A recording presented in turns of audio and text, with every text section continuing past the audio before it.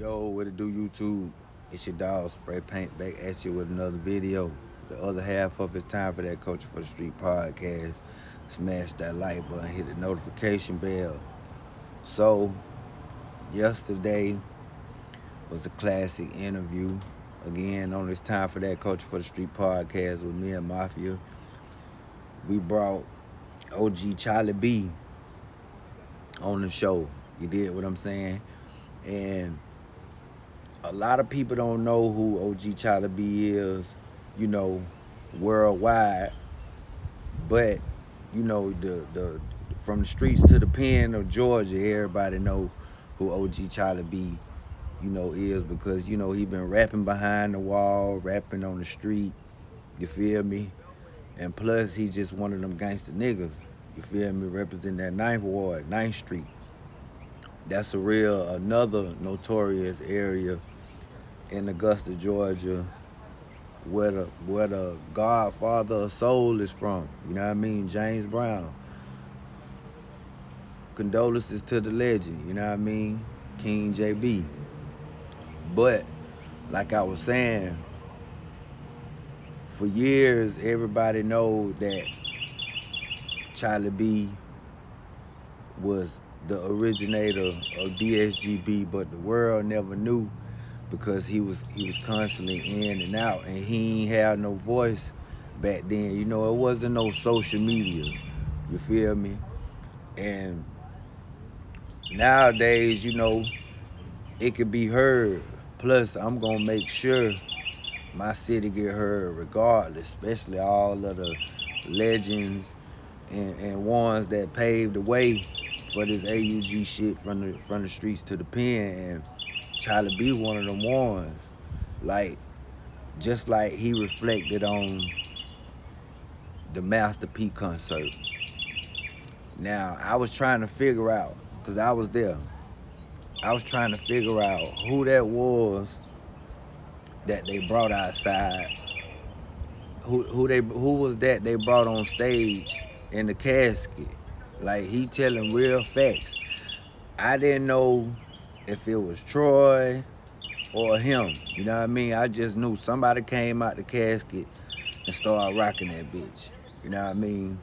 Shout out to Shifty 252, because that's one of my favorite rappers down here in Augusta. He got one of the rawest styles. But not to get off subject, OG Charlie B, he clarified that, like, nigga, that was me and Shifty 250 up there. Troy wasn't even around. So later on, OG Charlie B, he goes to prison. Matter of fact, he said he went down the road for 6 years. So at the time, like Lil Pete said, they came up with a solution, and it worked. Like, even though Troy flourished, shout out to them boys, they did their thing. I'm just telling y'all from the streets perspective of Charlie B's story. You know what I mean? He ain't get his flowers, as you see. He was going through trials and tribulations of trying to, put it on the map, but it was too late because Troy had the LLC for the DSGB. You know what I mean? You got to call a spade when the nigga got the proper paperwork for whatever, you know what I mean? But like I said, later on in the game, Charlie B, shout out to Buddy Lee, shout out to Dummy, I know, 250, Shit to 250, TT, Trap Boss. They came out with a classical album, street classic, called The Real DSGB. You know what I mean? And, they got it off their chest by how they felt about Troy or whatever. You know what I mean? This is old. This is in the past. But like I said, everybody not up on game about the Augusta music scene, so I'm just walking y'all through it. But like I said, they dropped a classical album called The Real DSGB.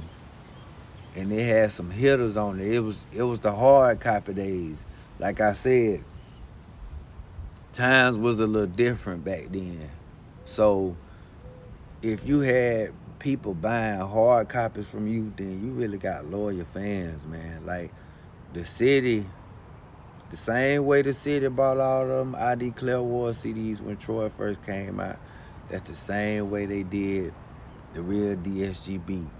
Everybody could recite them songs from the beginning to the end, just like how Houston recite Zero Mo City Done.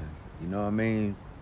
But like I said, history is history, so I had to speak on it. Y'all go check out OG Charlie B too, man. Go check out OG page. He got some shit going on. Y'all stay in tune.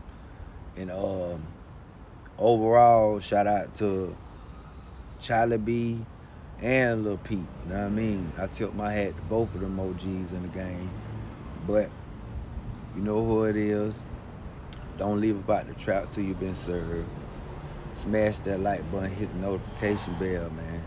The other half of It's Time for That Culture for the Street podcast. Gone.